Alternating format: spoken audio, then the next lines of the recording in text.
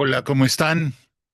Estamos aquí de nuevo en otro episodio de el canal y ahora, pues bueno, lo vamos a dedicar a hablar de lo que casi todo el mundo está hablando, que es la nueva película de Guillermo del Toro, que habla, que adapta o que retoma la novela de Mary Shelley, Frankenstein, y que ha sido estrenada, bueno, primero en los cines, en pocos cines y luego en Netflix la semana pasada.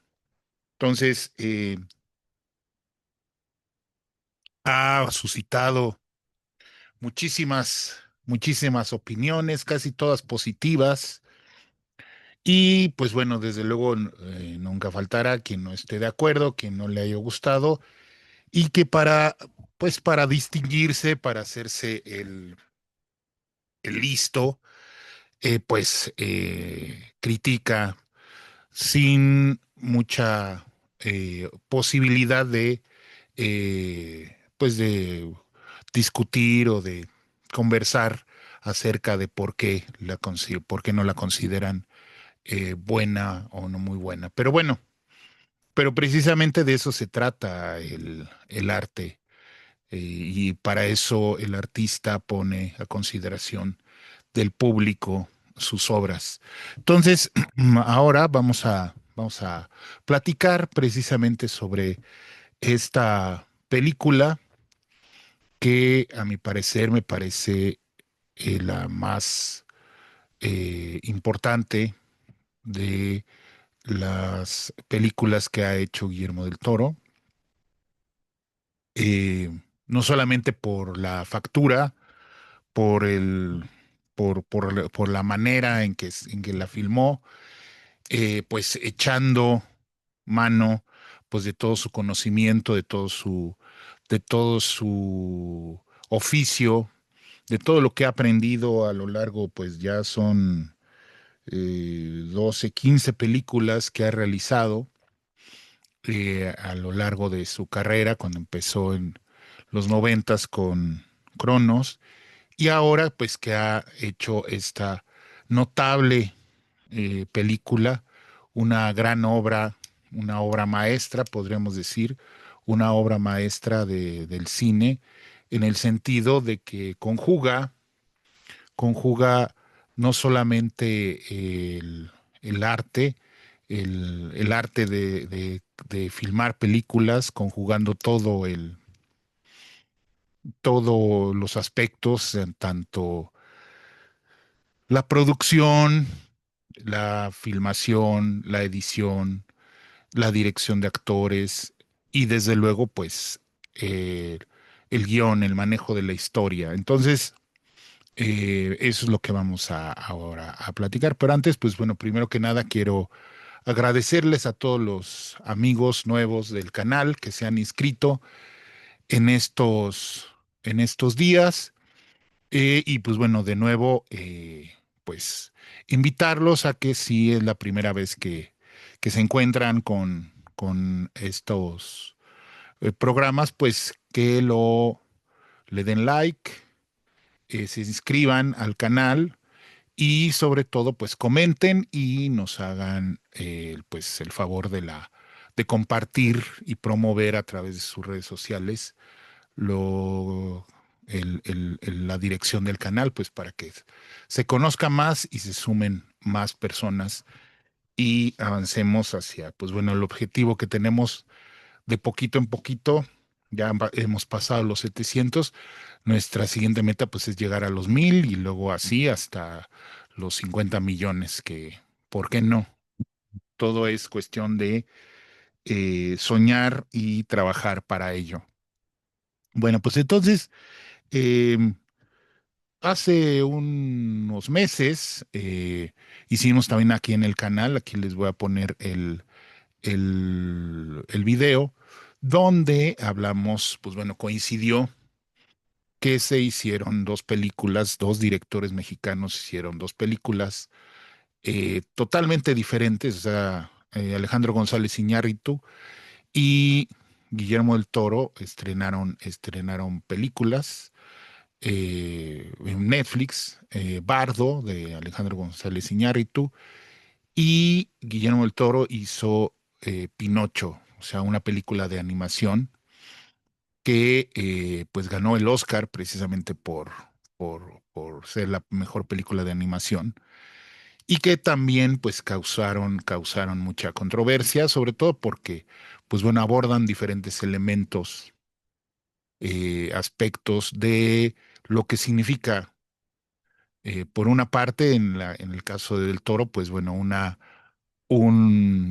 obsesión, una obsesión que él tiene en relación con, bueno, con lo que ha definido su filmografía, que es esta visión heterodoxa acerca de los monstruos y de la fantasía en general, del terror, pero también esta cuestión del no sentirse parte del mundo, de no sentirse eh, perteneciente al mundo, sino sentirse diferente. De alguna manera, pues esa es la metáfora que Guillermo del Toro ha tratado, y yo creo que ahora lo ha logrado con creces, de profundizar en ella. Pero bueno, vamos a ir analizando esto. Y la de González Iñárritu, pues habla sobre la autoridad, el sentirse también que no está en en, en el lugar adecuado, el sentirse siempre extraño. Y es curioso que los dos hayan coincidido en esa visión de manera tan diferente los dos, porque pues bueno, obviamente son personas, son artistas diferentes, y eso también pues nos da pie pues a pensar sobre la forma en la que los diferentes artistas realizan y logran llevar a cabo su trabajo, sobre todo en el ámbito del cine, pero eso no es nada más en el ámbito del cine, sino en todos los ámbitos artísticos. Pero aquí en el cine y en la literatura, pues siempre hay esta visión, pues vamos a llamarlo así, encontrada acerca de lo que es el trabajo del artista o del artesano, que es lo que vamos a analizar más adelante. Bueno, primero que nada, pues una de las partes de la polémica, que siempre es ineludible cuando se trata de películas que están basadas en obras literarias, sobre todo, que mucha gente cree todavía y piensa y opina y hace precisamente una crítica y le quita valor a una obra pues, a una película, que en este caso, que está basada en una obra y entonces literaria, y entonces la película no es la ilustración directa, ¿no? De lo exactamente como aparece en la novela. Y esto, pues, mucha gente lo considera como una falla, lo cual, pues, es un despropósito pensar eso, porque no se puede. Para empezar, las obras literarias y las obras fílmicas son lenguajes y formas diferentes para tratar los temas y las historias. No se puede esperar que una película sea exactamente la transposición directa de la obra literaria en una película, en imágenes. Empezando, pues, porque son lenguajes diferentes. Yo creo que eso sería lo principal, la principal objeción a esa opinión de que es que no respeta la, la obra original y la traiciona y le hace cambios y hay cosas que no incluyó, pues desde luego.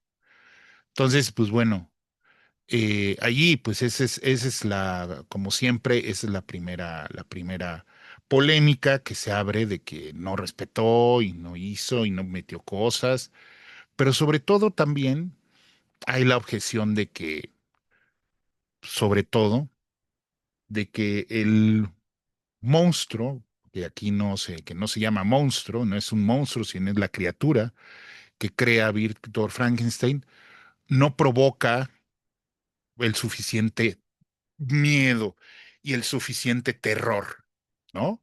Que debería de asustar y debería de ser más violento y debería de hacer, debería provocar, sí, miedo, porque pues para eso la gente va, según esto, a ver películas al cine para aterrorizarse. Pues yo creo que ahora ya a estas alturas ya no siquiera es necesario ir al cine con tanta frecuencia para aterrorizarse, sino simple y sencillamente hay que ver las noticias y ya tendremos ahí nuestra suficiente fuente de terror. Y yo creo que precisamente Guillermo del Toro por eso le da la vuelta.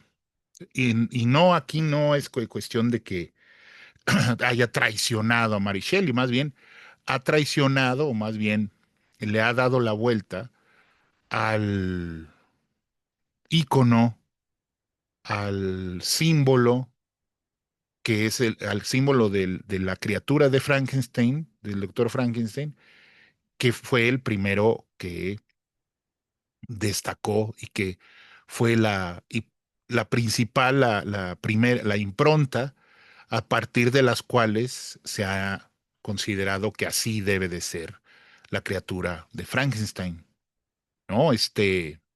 Pues, hombrezón, este personaje, este hombre con cabeza cuadrada y con eh, tornillos o en el cuello y que pues que se mueve y que no tiene posibilidad de comunicarse porque pues no es no es un hombre hecho y derecho, sino es una criatura que ha sido o que ha sido armada a partir de diferentes elementos de otros hombres. Entonces, esa primera imagen de la criatura de Frankenstein que viene de de la película de los 30, pues es la que ha permeado. Entonces, si no tiene si no tiene esa imagen o parecida, pues no es. Tiene que ser monstruoso, porque eso es de lo que se trataba al principio de eso. Pero tenemos ya 100 años desde que se hizo la primera película y que se han hecho cientos de películas y variaciones y todo eso. La última, que fue más o menos notable, pues fue la de Kenneth Branagh, que hizo Frankenstein, con Robert De Niro como la criatura. Y pues ahí, pues Robert De Niro, pues bueno, no es tanto no es tanto ese monstruo primero, sino que pues tiene ahí una cuestión y tiene una cuestión parecida, pero allí la criatura pues tiene un alma vengativa, vamos a decirlo así, tiene un propósito vengativo de vengarse de su creador. Y aquí Guillermo del Toro le ha dado toda la vuelta a eso, haciendo primero que la criatura no sea una criatura eh, totalmente grotesca, sino que al contrario, y creo que iría más abocado a la interpretación que hace del Toro de la personalidad de Víctor Frankenstein, que desde luego pues es un científico, pero más que científico, y aquí es lo importante de la metáfora en la que eh, eh, hinca más el diente del toro es precisamente que Víctor Frankenstein es una metáfora, la metáfora del artista, del creador. Y de este creador soberbio del creador soberbio. Yo creo que todos los creadores son soberbios y los grandes creadores son grandes soberbios, que precisamente crean porque están inconformes con el mundo y tienen una motivación personal profunda para llegar a esto. En este caso también, pues ha profundizado, como en muchas de sus películas, en varias de sus películas, Guillermo del Toro profundiza y trata la relación entre el padre y el hijo. ¿Sí? Y aquí en el caso de Víctor Frankenstein, pues Víctor Frankenstein es producto, es hijo de otro doctor que quiere que su hijo sea más que él, eh, que sea mejor que él, para que lleve con orgullo su nombre. Entonces, sin embargo, pues Víctor Frankenstein pues está más apegado a su madre, desde luego, la madre muere y el niño queda a merced de su padre que lo maltrata y que lo exige y que nunca tiene un gesto de amor o de compasión hacia el hijo. Y entonces, ya mayor, Víctor Frankenstein lo que va a demostrarle a su padre es que va a doblar sus méritos y va a vencer la muerte. Eso es básicamente el planteamiento. Y él lo lleva a sus últimas consecuencias, y crea esta criatura que bueno, al estar hecho no lo hace de cualquiera. Esa es una gran diferencia de de la forma del monstruo, ¿no? En que lo arma el, el monstruo de las primeras películas, que lo hace de cadáveres, que ya están enterrados, ¿no? Aquí Víctor Frankenstein va a recolectar cadáveres de soldados, es decir, de hombres, y y va seleccionando los mejores especímenes hasta que logra hacer a esta criatura que es, que es hermosa, que es armónica, sí, pero ¿cuál es la decepción de Víctor Frankenstein? Pues que no entiende, que es como un niño, es como si fuera un recién nacido que llegó al mundo. Y Víctor Frankenstein, en su gran soberbia, no tiene la paciencia para, es- para entender y esperar a que se desarrolle la humanidad de la criatura,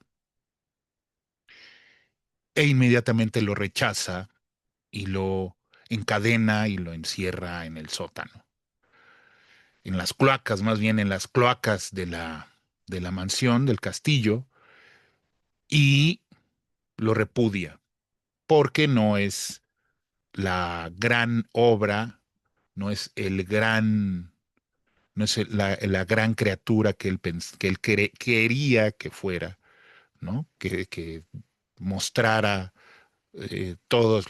la potencialidad, que fuera un superhombre. Y es ahí donde está la falla de Víctor Frankenstein, esta soberbia y esta falta de entendimiento. Y la propia criatura, pues bueno, logra escapar, ya sabemos. Y aquí hay una parte que yo creo que es la parte más conmovedora y también que le da el giro a esto, porque la criatura desarrolla a partir de la compasión de un hombre ciego y sabio que le enseña a leer y le enseña a sentir y a saberse eh, comprendido, y al saberse valorado, pues le dice, pues es la amistad, ¿no? O sea, esa parte, la segunda parte, como está armada, que es la versión de Franken, la versión de Víctor y la versión de la criatura, eh, lo que cuenta, cómo cuenta la criatura, cómo fue eso de estar ahí y que creyeran que era el espíritu del bosque y que él a través de hacer bien, de hacerles bien y de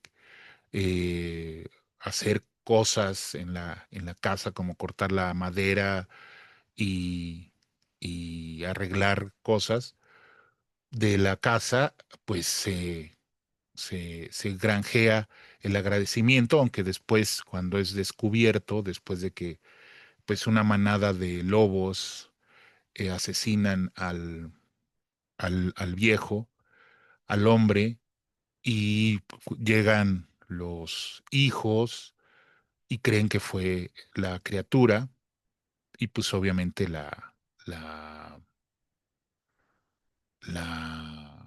pues la matan. Bueno, ellos creen que la matan porque es aquí también otra de las variaciones de la novela, porque aquí la criatura es básicamente una especie de X-Men, ¿no? Es un inmortal, no se puede morir. Por más que le pase, se regenera sus tejidos y no se puede morir. Es inmortal. En la versión Mary Shelley, en la novela termina con él yéndose a inmolarse para ya morir. Pero aquí no, aquí no queda eso explícito, sino que simple y sencillamente la criatura se va junto con el atardecer y ahí acaba la película. Que es también, pues eso también es una de los grandes elementos metafóricos que utiliza Guillermo del Toro, que es precisamente que aunque el artista no esté conforme, los grandes artistas nunca están conformes con lo que han creado. ¿Sí? Aquel artista que está conforme con lo que ha creado, pues tiene equivocadas, tiene equivocadas sus pretensiones como artista, o simple y sencillamente, pues no es un artista completo, no es un artista que ha llegado a esto, porque aquel artista que se regodea y que dice, qué fregón soy, no manches, qué chingón soy, como mis películas y mis novelas nadie me las va a poder, nadie me puede superar, ¿no? El gran artista siempre tiene dudas de lo que ha creado y tiene más dudas de lo que ha creado y que sabe que es bueno y que se acercó a la visión de lo que él quería hacer. Entonces aquí en el caso de Guillermo del Toro, él cuenta porque es además pues toda el, con todo el apoyo y el presupuesto que tiene de Netflix, pues se ha hecho una gran campaña a través de las redes sociales, donde ha estado en todos lados. Guillermo del Toro terminó su gira de presentación de la película aquí en México. Lo quiso hacer, se le dio mucha difusión, se le ha dado mucha difusión y pues bueno, ha estado en todos los programas, ha dado entrevistas en todos los programas y lo que se revela pues es que además de ser un gran artista, pues es un gran tipo, es un tipo que finalmente, y creo que ahí es parte de lo que él mismo en el documental este de acompañamiento de la película que está en Netflix también, al final dice, pues siento una especie como de vacío porque ya no sé qué voy a hacer, que es precisamente parte de lo que es la, pues la angustia del artista, ¿no? Dice, bueno, pues ya creé esta obra de arte que siempre quise hacer, porque él confesó que desde que leyó el libro cuando era un niño, dijo, yo voy a contar esta historia también. Y en realidad todas las películas o la gran parte de las películas de Guillermo del Toro, sobre todo las películas que no han sido por encargo o por trabajo de los estudios, ¿no? No han sido encargos de los estudios, sino se han ido, o sea, no, sino han sido proyectos propios, han abonado, han abonado eh, para llegar ahora a Frankenstein. Entonces, si damos un repaso, ¿no? De sus películas, pues bueno, la invención de Cronos o Cronos, como si ya se le llamó después, pues es una historia de vampiros, ¿sí? Que ya empieza, o sea, allí él empieza a ir prosperando en su idea acerca de hacer películas de terror. Luego hace Mimic, que a él no le gustó hacerla porque siempre los ejecutivos y los productores del estudio lo estuvieron chingando y no lo dejaron desarrollar, no lo dejaron desarrollar toda su visión. Que eso es precisamente y es parte de lo que sobre todo en el ámbito del cine, ¿sí? Hay dos tipos vamos a decirlo así, de directores. Hay directores que son artistas, que hacen películas donde ellos quieren dar una visión personal acerca de temas y de situaciones que a ellos les importan y les obsesionan. Y entonces siempre hay una tensión entre el artista, el director que es artista y el director que es artesano. Es decir, el director artesano es un muy buen, es un muy buen técnico, sabe hacer muy buenas películas, sabe hacer películas emocionantes, pero no es un artista. Es decir, este director le entra a lo que sea que le parezca interesante y lo hace siguiendo las reglas que le plantean tanto los estudios como los productores como el mismo mercado. Entonces hay directores artistas que que desde el principio quieren, quieren lograr tener esa libertad creativa para hacer las películas que ellos quieren y como ellos quieren y expresar lo que ellos quieren. Pero lamentablemente, pues el mercado, es decir, la industria fílmica, que es un negocio que tiene que crear dinero y sobre todo todos los directores en Hollywood tienen la presión de la taquilla. Es decir, y cada vez más, bueno, y cada vez más están ante la presión de querer hacer películas que superen por miles de millones, que doblen o tripliquen o cuadrupliquen o centupliquen el presupuesto que se les dio. ¿Para qué? Pues para precisamente la ganancia de los estudios. ¿Sí? Porque pues para eso se hacen películas, para eso hacen películas, para que sea negocio. Pero es hasta que ya un artista, un director, vamos a decirlo así, un director artista, ha logrado imponer su visión a través de qué? Pues a través de mostrar que eh, tiene una visión artística particular y de que además su visión artística es rentable, es atractiva para la taquilla. Y eso es lo que ha hecho Guillermo del Toro. Guillermo del Toro ha logrado, pues, ganar el Oscar, ¿no?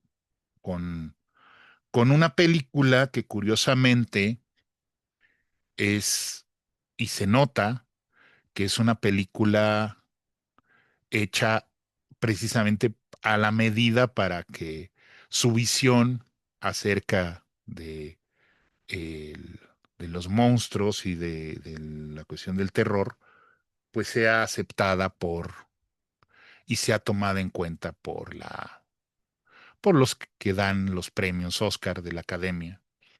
Y entonces la forma del agua es todos, es un resumen, es prácticamente un resumen de todas de los personajes y de las situaciones de sus anteriores películas, pero de manera que sea atractiva y que además esté contada como como una historia de amor, ¿no? Prácticamente es la Bella y la Bestia. O son dos bestias, porque la, la chava también en la forma del agua, pues es también una outsider, es una chava que no se siente parte de la sociedad, y que se enamora de esta criatura, ¿no? Eh, pero, pues eso tuvo que hacer esa película, o más bien se le ocurrió hacerla y la lanzó, y pues se ganó el Oscar, le dieron el Oscar a mejor director, a mejor película, mejor director. Entonces, él, al principio, con Mimic, se da un encontronazo con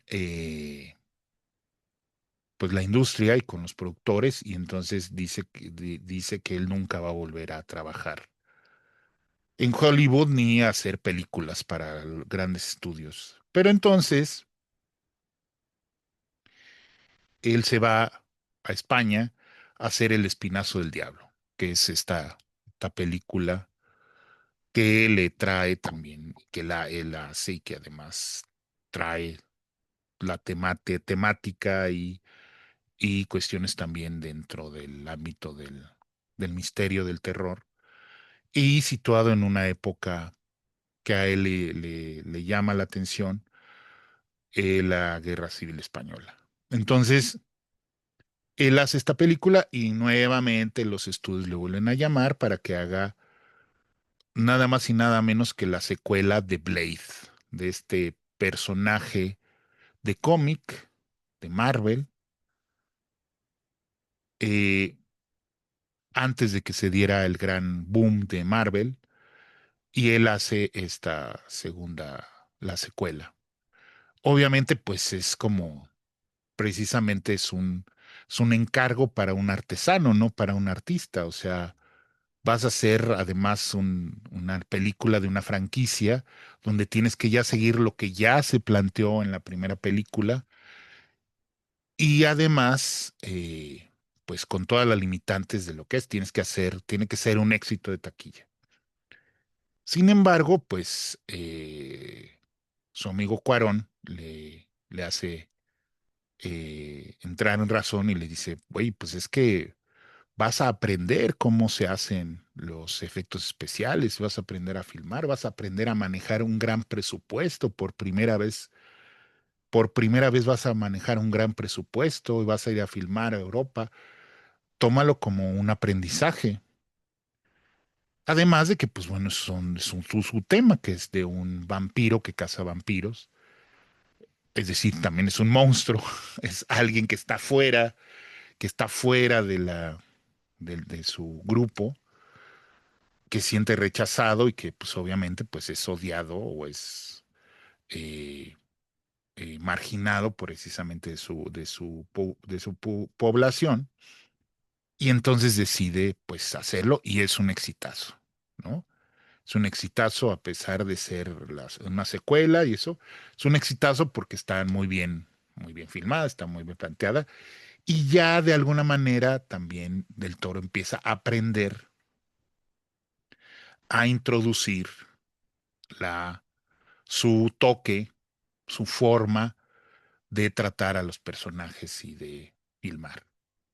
Entonces, Blade, de ahí viene otro proyecto también, ya muy personal, también más personal, que es de otro cómic, pero no tan conocido, sino un cómic más independiente, que es Hellboy, que es este demonio con los cuernos afeitados, que se dedica a cazar nazis, a cazar monstruos y que aunque sale del infierno, pero es un demonio bueno. Y que es un demonio bueno, que todo eso. Entonces, a él cuando anda promoviendo para poder tener dinero para hacer la película, los productores le dicen, sí, pero pues tienes que meter una estrella, ¿no? ¿Por qué no metes a Schwarzenegger o por qué no metes a Vin Diesel? Y dice, no, yo lo que quiero es que la haga Ron Perlman. Ese es mi Hellboy. Y se emperra a que tiene que ser Ron Perlman y finalmente la hace. Lamentablemente no tiene el éxito inmediato, ya después se volverá, como ahora dicen, que se vuelven películas de culto, pero el chiste es que fueran películas exitosas para los estudios. Entonces, la primera película de Hellboy no tiene el éxito o el super éxito esperado, y entonces se tiene que esperar. Y se va del Toro, se va nuevamente a España a filmar y filma la que será, para mí, hasta ahorita, antes de Frankenstein, será su mejor película hasta ese momento, que es El laberinto del fauno. Y ya ahí sí, la, la academia pues tiene que reconocer que es un gran cineasta.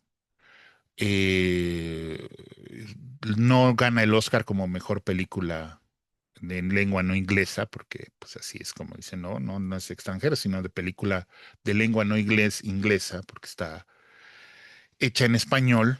Y además la historia es precisamente la reescritura de los cuentos de hadas. Y al final la niña muere, lamentablemente, también está en la época de la Guerra Civil Española, las secuelas de la Guerra Civil Española, que tiene una vida muy drástica, muy difícil la niña, porque la mamá se casa con un generalote franquista y ella se refugia en el mundo de la fantasía, donde están estos seres maravillosos y también temibles, que son el laberinto, el fauno y las diferentes criaturas que habitan ese mundo de fantasía donde la niña se refugia para poder soportar.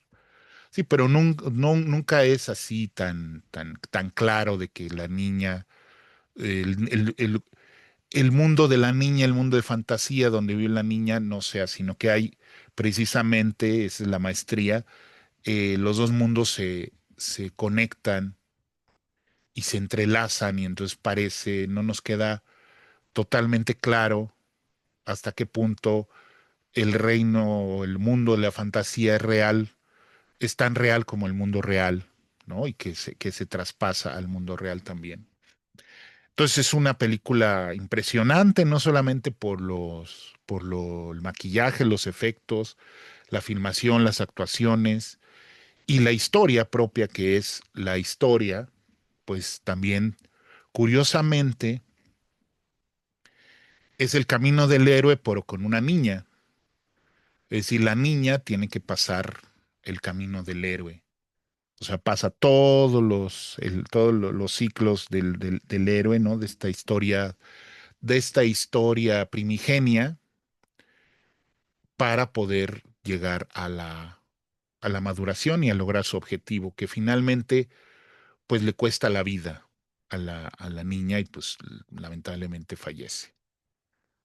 Pero es una película donde ahí ya Guillermo del Toro ya se revela como el gran director que es, y sigue con las mismas,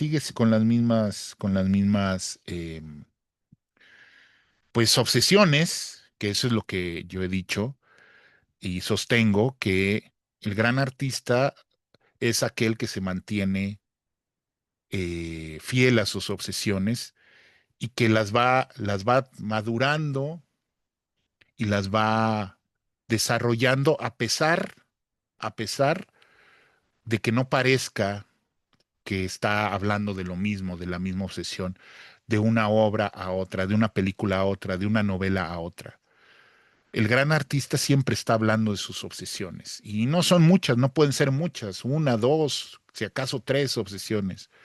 El verdadero artista las va desarrollando en cada una de sus obras porque eso es lo que le interesa hablar. Y esa es otra diferencia con el artesano. El artesano, es decir, el buen director, pero que no tiene obsesiones o que no tiene ideas, pero que le gusta hacer películas y le gusta hacerlas bien y le gusta, pues obviamente el dinero y el prestigio, pues las hace, pero no le interesa mucho seguir sus obsesiones, sino pues probar. Y entonces hace de chile, de mole, de pozole, después de una película romántica, hace una película de guerra y luego hace otra película de gángsters y luego hace otra película de ciencia ficción. Es decir, va haciendo de acuerdo con lo que le ofrecen y si lo hace, pues lo hace y se lo ofrecen y lo hace con buena factura, ¿sí? O sea, es un artesano, es un buen artesano, pero no es un artista. El artesano hace zapatos, buenos zapatos, pero no hace obras de arte con los zapatos, ¿sí? No hace zapatos únicos, hace zapatos bien hechos, pero no hace zapatos únicos. El artista es el que hace zapatos únicos que son irrepetibles y esas son las obras maestras. Entonces, por ejemplo, pues bueno, podemos hablar de artistas como en el cine, como por ejemplo Martin Scorsese. Las películas de Martin Scorsese no son taquilleras ni tienen gran éxito. Sin embargo, él siempre hace las películas que él quiere, que él le llama la atención, independientemente independientemente del dinero que vayan a meter en taquilla. Y por eso le ha costado tanto trabajo seguir hacer sus películas. Y bueno, ahorita ya tiene 90 años y sigue haciendo películas. No se le han quitado las ganas de hacer películas porque tiene muchas cosas que decir, ¿sí? Y siempre termina siendo la misma película, en el sentido de contando el mismo tipo de historias de los gángsters, de la corrupción, de la sociedad, del outsider, del que encuentra su propio camino para salir adelante, ¿no? No necesariamente que sea, este, no necesariamente que sea muy válido el camino, pero siempre hace eso desde las últimas, o sea, este, el, el lobo de Wall Street, ¿no? Que después de Niro, pues ya encuentra a su otro actor fetiche, Leonardo DiCaprio, que pues lo hace de su actor preferido para hacer sus películas, que son siempre garantía, porque además de que es un gran técnico, ya sabe cómo se hacen las películas, también o sea, sus obsesiones van madurándose, ¿no? La última, la del irlandés, que le dio muchísimo, igual que ahora como a Del Toro, porque Netflix le conviene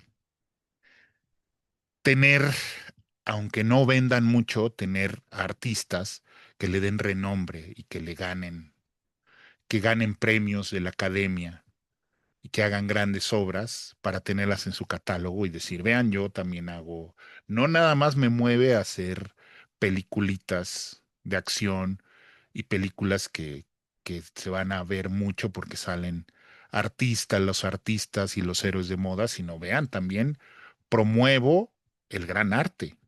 Y por eso promovió a Cuarón, que ganó el Oscar con Roma, por eso se jaló a Scorsese, y por eso, pues ahora tiene un contrato multimillonario, eh, del Toro para hacer para hacer proyectos con Netflix, ¿no? Entonces, bueno, entonces después del Laberinto que le granjea, pues entonces ya le cuesta un poquito menos de trabajo conseguir dinero para hacer Hellboy 2, que tampoco tiene gran éxito porque pues no es el típico, no es la típica película de, eh, de superhéroes, sino es un superhéroe fuera del de la trama natural de los superhéroes. Es un superhéroe raro, ¿no? Pero luego hace una película que tuvo mucho éxito, que fue precisamente Titanes del Pacífico, Pacific Rim, que es pues es una historia de robots que pelean con monstruos, otra vez monstruos, robots, que ahora estos robots son manejados por parejas, ¿no? De personas que están conectadas mentalmente y solamente así pueden hacerlo. Entonces, ahí Guillermo del Toro aprende a hacer con los efectos, con grandes efectos, es decir, una gran producción que tuvo gran éxito, porque, pues bueno, está inscrita en un tipo de película de ciencia ficción de, pues, los monstruos japoneses, como Godzilla y todos aquellos. Entonces ahí está muy bien, está bien. Entra en otro género diferente, no tan intimista, sino más bien de acción, pero que también tiene sus cosas. Trata Guillermo del Toro de introducir sus temas. Después hace una película totalmente diferente, Crimson Creek, Crimson Peak, que es, pues, es un drama gótico de una historia de fantasmas, de casas embrujadas, que también le gusta a Guillermo hacerla y la hace y la promueve, pero no tiene tanto éxito a pesar de que tiene muy buenas actuaciones y también un diseño y producción que se verá reflejado ahora en Frankenstein, porque todo eso que él aprendió al hacer este drama de fantasmas gótico, lo aplicará ahora para hacer el diseño de producción, los vestuarios y todo eh, en Frankenstein. Después de eso, a pesar de eso, después hace La forma del agua, gana el Oscar y pues uno esperaría que siguiera con eso, pero no, no sigue, sino trata de cambiar un poco y hace Nightmare Alley, que es una historia también de misterio, que tampoco tiene gran éxito, ¿no?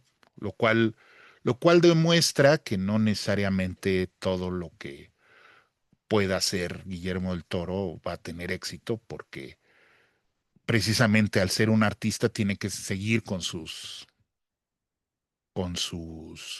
obsesiones y lo que le sale mejor es seguir con sus obsesiones, o por lo menos hasta ese momento.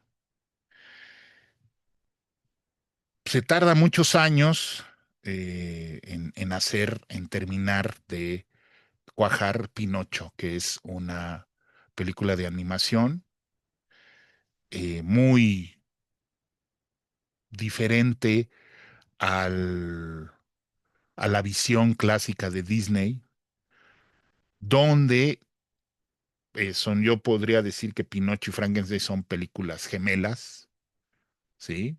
Una supuestamente para niños y otra para adultos, pero los temas de Pinocho son también los temas de las relaciones entre padres e hijos y también donde pues también está inmiscuido pues la gran influencia que tiene su educación católica, aunque él no es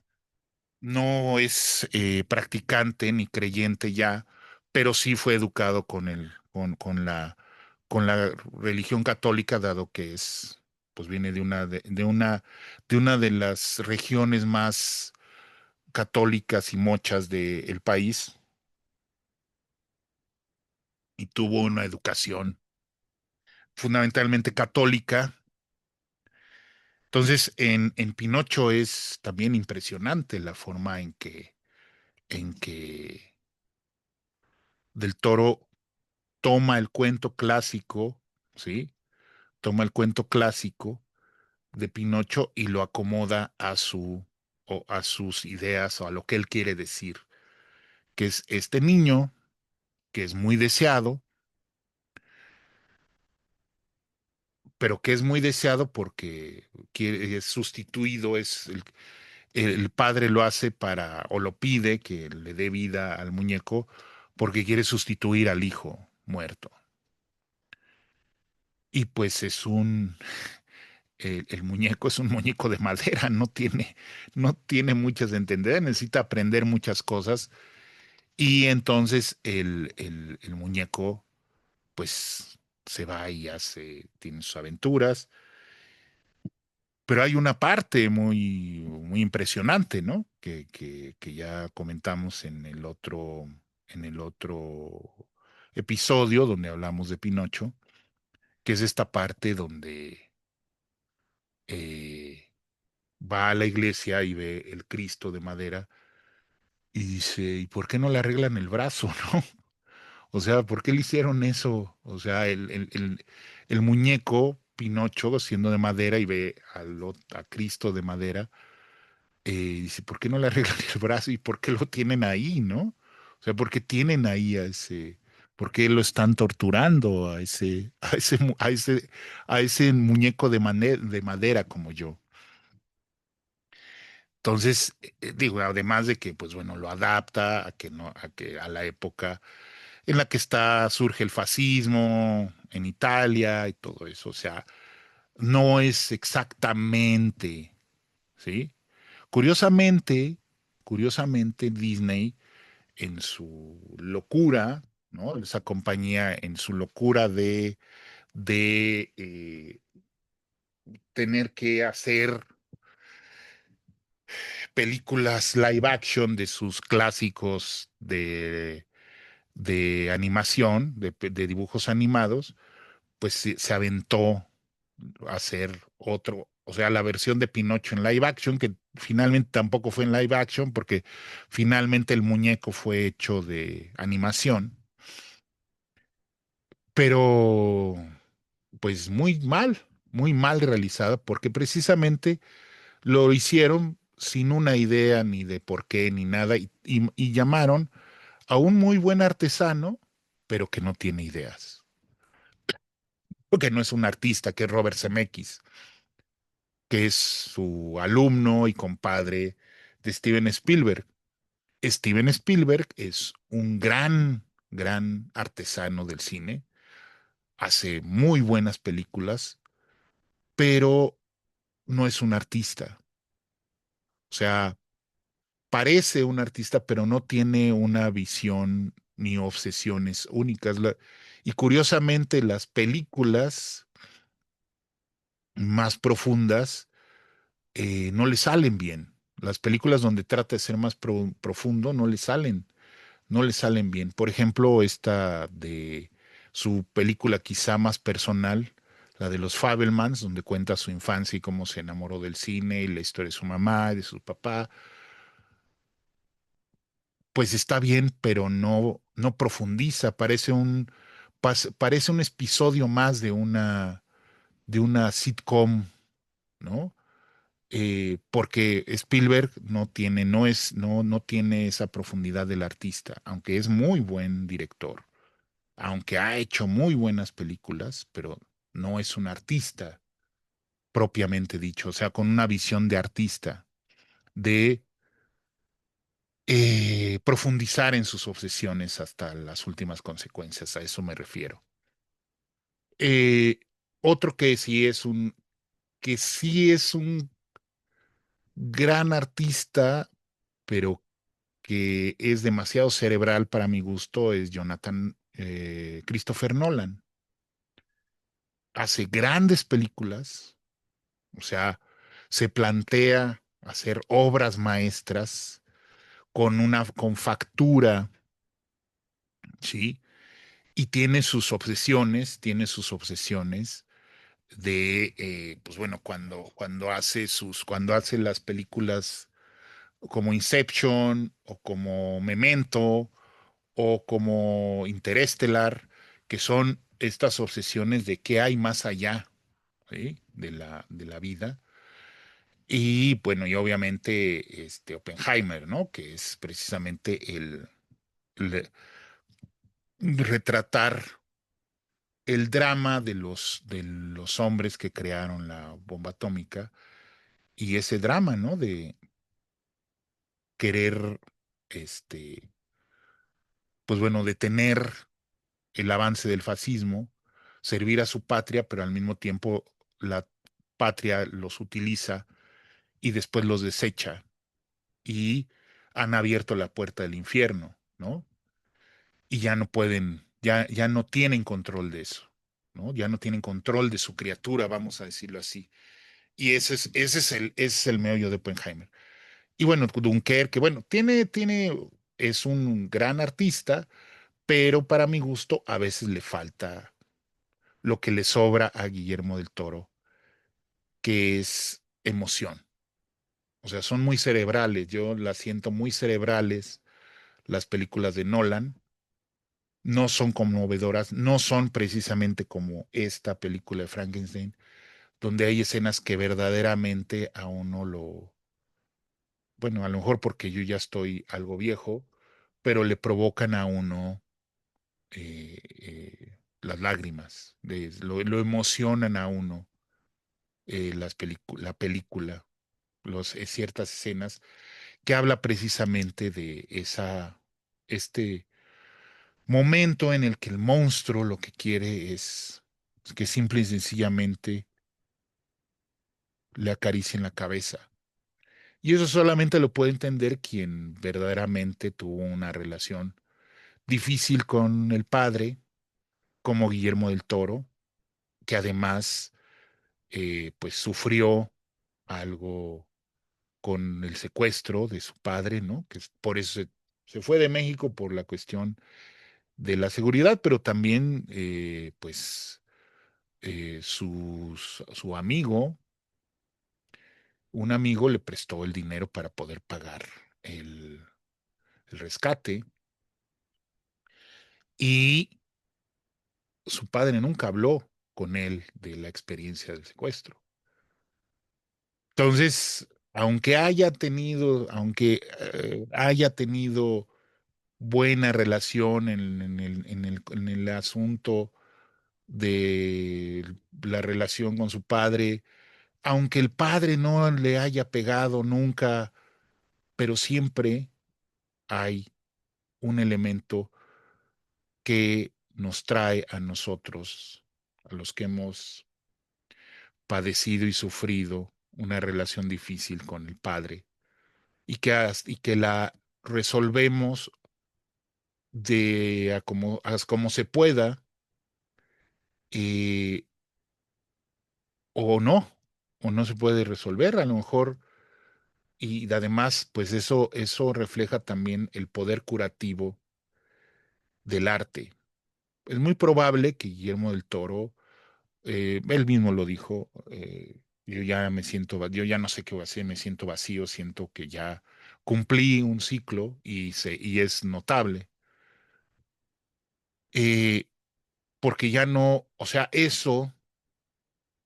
esa gran herida que le dejó la relación con el padre, que es la que lo llevó como a Víctor Frankenstein,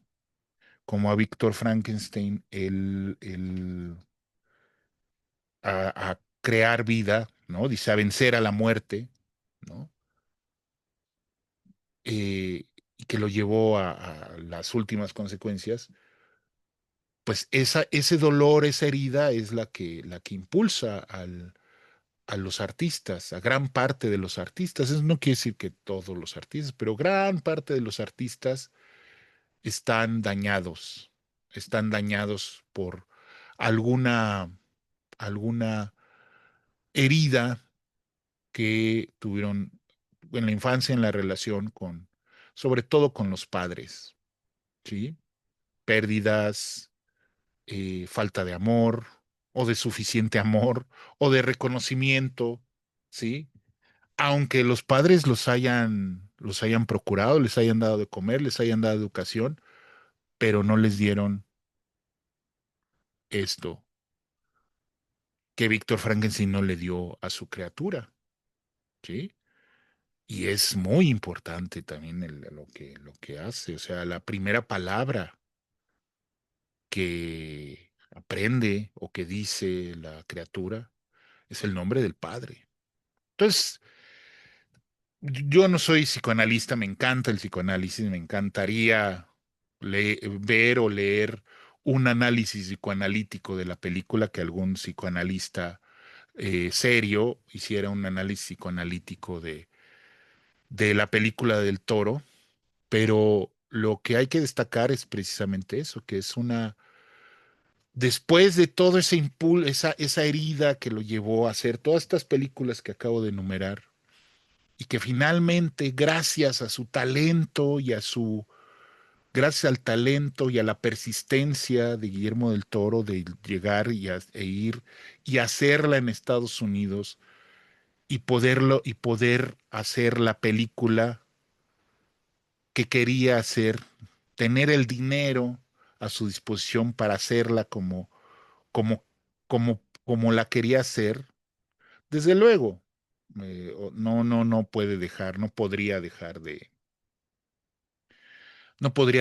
depender de las cuestiones comerciales, porque al estar en una megacorporación como Netflix, pues hay ciertas cosas que tiene que mantener, ¿no?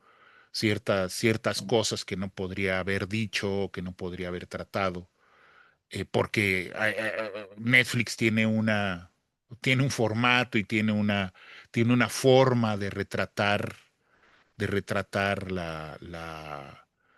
el arte, ¿no? El arte cinematográfico, de tratarlo y de mostrarlo, que pues bueno, se tiene que acomodar cierto look, ciertas formas que se tienen que hacer ahí, pero bueno, finalmente, y esa es una de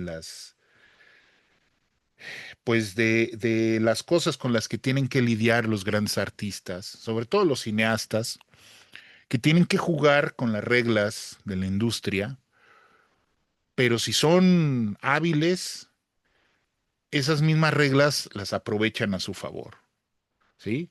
Y sobre todo a tener, cuando ya llegan a tener el prestigio y aseguran para los productores y todo, porque no es gratis que Guillermo del Toro haya logrado, pues, establecer este contrato multimillonario con Netflix, porque ya dije, a Netflix le conviene tener a un gran artista de su lado que le dé ideas, sobre todo que les dé ideas y que les dé prestigio. Están comprando, están pagando por el prestigio de Guillermo el Toro y él lo sabe, porque lo ha logrado, porque lo ha ganado y porque ha sabido jugar sus cartas dentro de la industria cinematográfica, tan difícil y tan competitiva como lo es en Estados Unidos. Sin embargo, pues él sigue, y qué bueno, y esa es una de las cosas que a mí me da mucho gusto y cuando lo veo y dice, bueno, pues para eso es el dinero. Dice, tengo mi casa que es, o sea, una casa donde tengo todos mis juguetes, todas las cosas que amo, ahí están, lo que amo de las películas, de la literatura.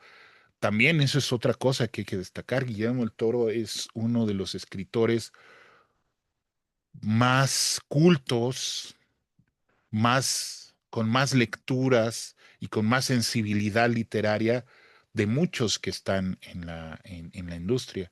Otro que también es muy culto es Christopher Nolan, y que además tiene su hermano que es escritor él mismo, y que tuvo una educación privilegiada, ¿no? Eh, en Inglaterra, pero son raros los directores de cine que son tan cultos.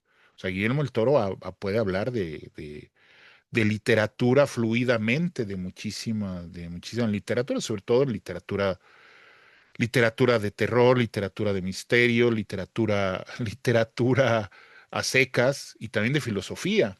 Entonces, eso es, si no sirve, si el éxito sirve para algo, es precisamente para poder tener el dinero para tener esas, esos gustos y esos lujos que son los que verdaderamente deberían de importar, no necesariamente comprarse casotas, nada más casotas para tener casotas llenas de muebles, que ni uno escogió, o tener carros, nada más carros, o tener otra cosa, sino precisamente alimentar mm, nuestras obsesiones y nuestros gustos, que finalmente, pues para eso se trabaja y para eso se hacen las cosas.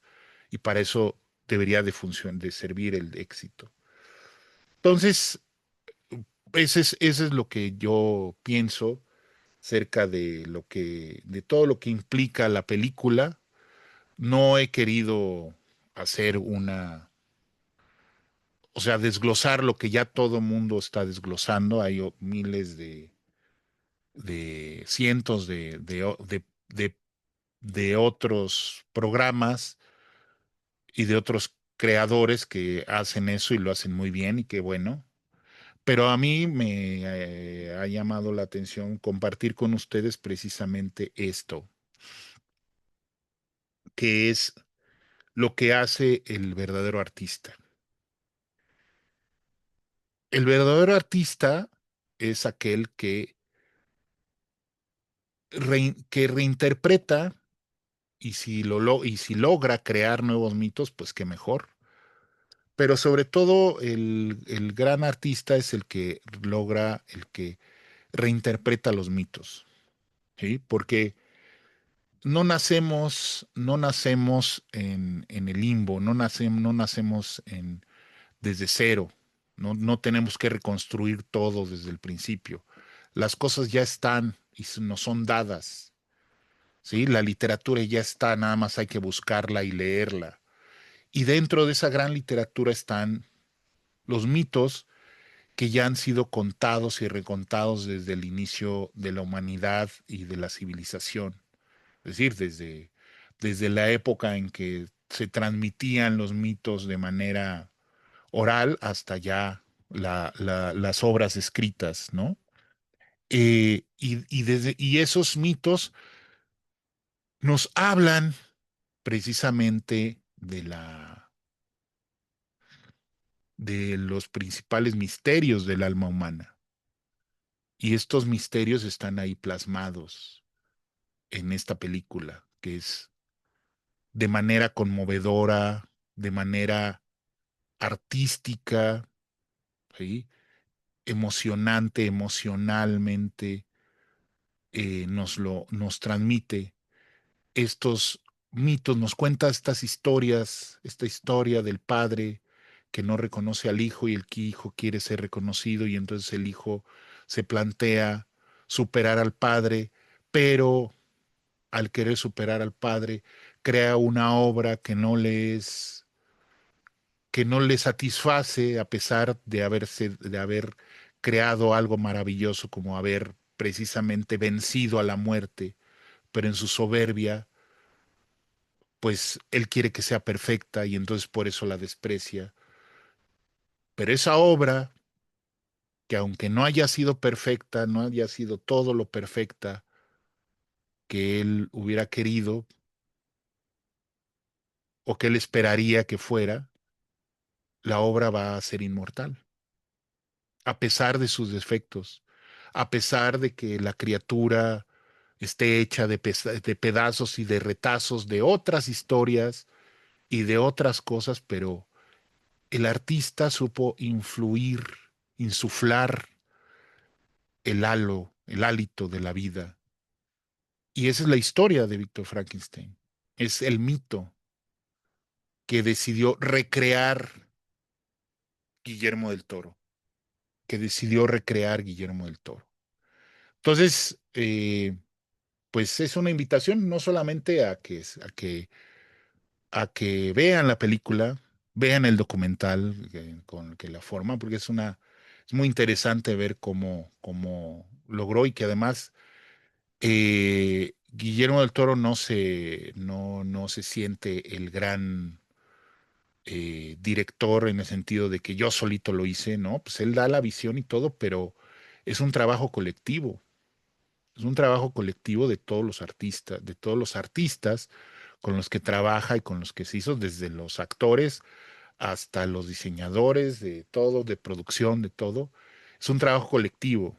Eso es lo emocionante del cine, que para muchas personas, pues eso es lo que los lleva adelante. Pero el levantar durante tanto tiempo eh, obras en una industria tan difícil, sobre todo siendo mexicano, ¿verdad? Y además no siendo, pues, ni influyente, ni rico, ni muy guapo, porque pues hasta eso influye, ¿no? El hecho de que, pues, sea un gordito simpático y que digan, bueno, ¿este qué? Bueno, pues ese gordito simpático es una piola para, para lo que hace, es un gran artista. Entonces, hasta eso ha tenido que superar Guillermo del Toro, Guillermo del Toro, para lograr realizar su visión de esta y contar esta historia que es la historia que dice que él nació para contar, que es su propia historia contada de otra manera y que habla de sus obsesiones, todo, y que ese es el objetivo del artista, y que a uno le, lo que le queda y lo que tendría que hacer, pues es comprender y no dar opiniones a lo pendejo, nada más agarrar y descalificar sin entender todo lo que implica. Eso es el trabajo del crítico, pero también no del crítico, sino del lector o del espectador inteligente, ¿sí?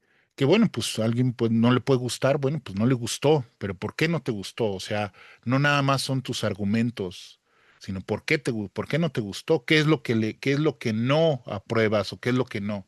Ahora, hay muchas personas que dicen, es que yo lo hubiera hecho de otra manera. Bueno, pues haz tu película o haz tu novela o escribe tu cuento, pero las cosas son como son. Y eso es lo que hay que analizar, eso es lo que hay que comentar, eso es lo que hay que celebrar, lo que las cosas son, no lo que no son. Porque lo que no son, pues no importa, porque pues no son, no existen. ¿Quieres hacerlo a tu manera? Logra hacer tu película a como tú quieras.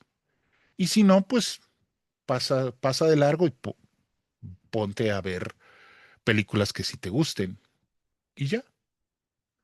Entonces, esa es una de las razones por las que quise hablar ahora de la película de Frankenstein, una gran película que obviamente pues con el paso del tiempo, independientemente de si lo toman en cuenta para los Óscares y si gana otra vez y que estaría muy bien, es una película que va a quedar para la historia, para ser eh, vista y valorada con el tiempo. Y sobre todo, pues, el logro de un gran artista como Guillermo del Toro. Bueno, pues muchas gracias por haber aguantado hasta acá todos estos choremas, todos estos choros. Como siempre, pues bueno, les agradezco su paciencia, les agradezco que estén aquí. Los invito a que sigan al canal, a que se inscriban, a que se suscriban, a que lo apoyen con el Patreon Y también, pues bueno, decirles, seguir invitándolos a que se inscriban en los talleres que estamos impartiendo. Taller de poesía, que es los lunes de 6 a 8, el taller de narrativa, que es los miércoles también de 6 a 8, y el taller sabatino de creación literaria para principiantes, que es de 11 de la mañana a 1 de la tarde los sábados. Y también, pues bueno, que si ya tienen un libro que quieren corregir, que quieren revisar para que quede perfecto para publicación o para meterlo a algún concurso, también tengo las asesorías personalizadas, asesorías relámpago, que son de una sola sesión para ver textos cortos, o el laboratorio de proyectos de escritura, que allí podemos ver si ya está realizado el libro, revisarlo o empezarlo. Si ya apenas están pensando en la idea y en hacerlo, todavía no saben cómo, pero necesitan orientación, necesitan una guía, ahí pueden entrar al laboratorio de proyecto de escrituras, que son sesiones personalizadas para quienes están empezando a escribir lo que sea, una novela, un libro de cuentos, un libro de poesía, una tesis, un libro de ensayos, hasta un recetario de cocina pueden trabajar. Y bueno, pues también invitarlos a que adquieran mi libro más reciente, mi libro de cuentos, cuentos que hablan sobre la vida, sobre lo que no decimos y que es precisamente Antología de lo Indecible, que está en las mejores librerías del país, en Gandhi, en El Sótano, en Fondo de Cultura, en Educal. Lo pueden comprar en las librerías o pedirlo por internet. Y también mi libro de ensayos, La Tertulia, ensayos sobre literatura mexicana, que todavía está circulando, todavía está en Amazon y en otras librerías virtuales. También todavía lo pueden conseguir por ahí. Bueno, pues muchas gracias y pues nos vemos a la próxima.